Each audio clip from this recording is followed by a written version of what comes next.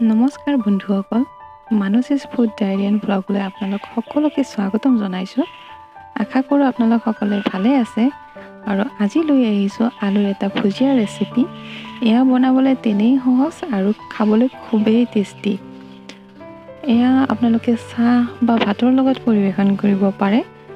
আহক তেনেহ'লে আমি আলুৰ ভুজিয়া বনাবলৈ আৰম্ভ কৰোঁ। প্ৰথমতে মই লৈছোঁ এটা মিডিল চাইজৰ আলু। আলুৰ বাকলিটো মই এৰুৱাই লৈছোঁ আৰু লৈছোঁ এটা ৰুকনি।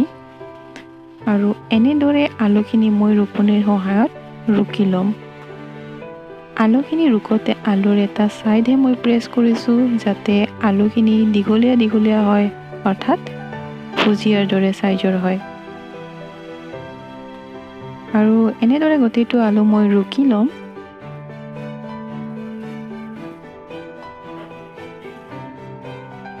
এয়া মোৰ ৰুকা সম্পূৰ্ণ হৈ গ'ল। আৰু এতিয়া ৰুকনিত লাগি থকাখিনিও মই ভালদৰে এৰুৱাই ল'ম।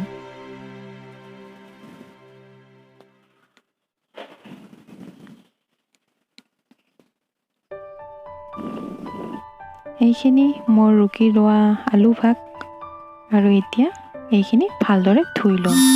ধুবৰ কাৰণে লৈছোঁ মই এটা বাচন, তাতে দিছোঁ অকণমান ঠাণ্ডা পানী আৰু অকণমান নিমখ। এতিয়া ইয়াতে দিম ৰুকি লোৱা আলুখিনি।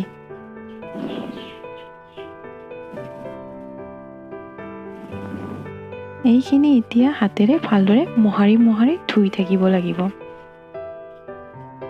এই আলুখিনি কমেও 4 বা 5 বাৰ ধুব লাগিব, কাৰণ আলুৰ এটা নিজস্ব ৰস থাকে আৰু সেই ৰসখিনি গুচি নগ'লে আলুখিনি ক্ৰিস্পি আৰু টেষ্টি নহ'ব।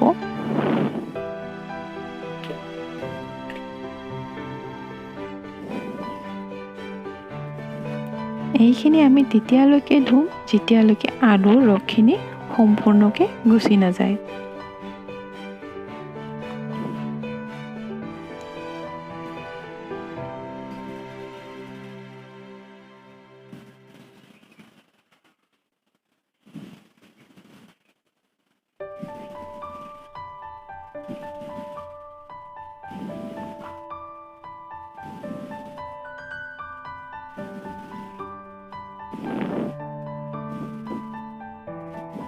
আৰু এয়া চাওক, আলুখিনি পৰিষ্কাৰ হৈ গৈছে।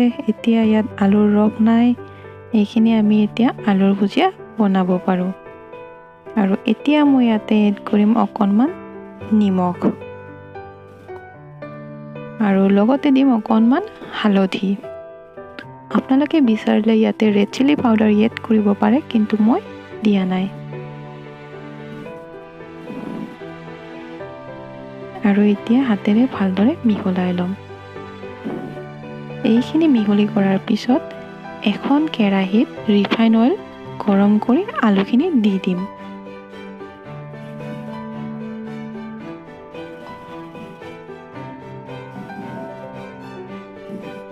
এতিয়া এইখিনি আলু হেতা এখনেৰে ভালদৰে লুটিয়াই থাকিব লাগিব। আৰু গেছৰ ফ্লেমটো মই মিডিয়াম টু ল' ৰাখিছোঁ। গেছৰ ফ্লেমটো হাই কৰি দিলে আলুখিনি নিসিজোতে জ্বলি যাব পাৰে।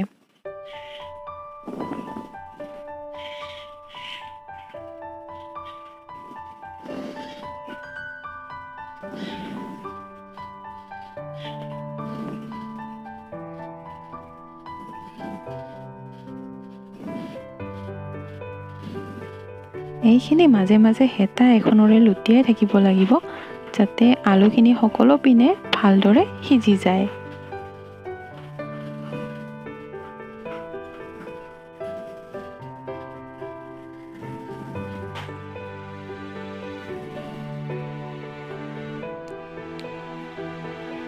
আৰু এয়া আলুৰ ভুজিয়া ৰেডি হ'ব ধৰিছে।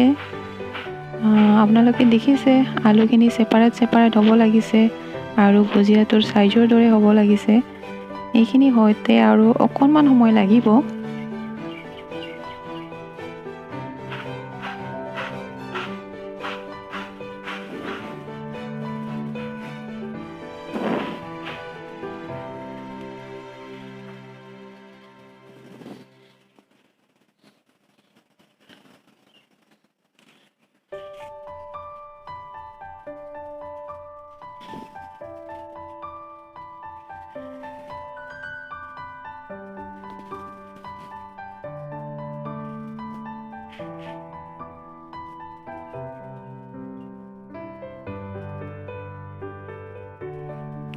আৰু এতিয়া আলুৰ ভুজিয়াখিনি হৈ গ'ল।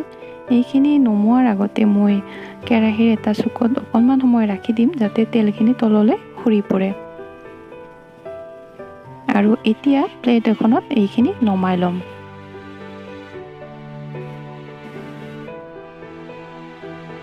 আৰু সেই একেদৰে একেখিনি তেলতে বাকী থকা আলুখিনি ভাজি ল'ম।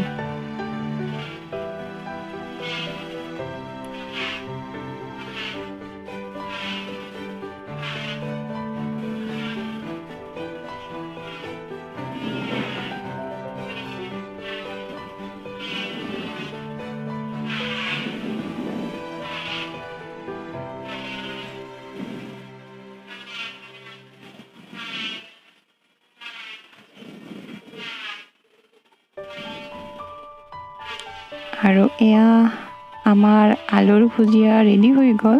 ইয়াতে মই কেইটামান বাদাম আৰু নৰসিংহৰ পাত এড কৰিছোঁ। আৰু আপোনালোকে যদি ভাল পালে ইয়াক ঘৰত ট্ৰাই কৰি চাব আৰু ট্ৰাই কৰি চাই মোক জনাব কেনে পালে। আৰু মোৰ ভিডিঅ'টো যদি ভাল পালে আপোনালোকে লাইক, শ্বেয়াৰ আৰু কমেণ্ট কৰিবলৈ নাপাহৰিব। আৰু লগতে প্লিজ মোৰ চেনেলটো ছাবস্ক্ৰাইব কৰি দিব। মোৰ চেনেলটো ছাবস্ক্ৰাইব কৰি বেল বাটনটো প্ৰেছ কৰি দিব আৰু অল কৰি দিব। তেনেহ'লে আজিলৈ আহিছোঁ, আকৌ আহিম এটা নতুন ভিডিঅ'লৈ।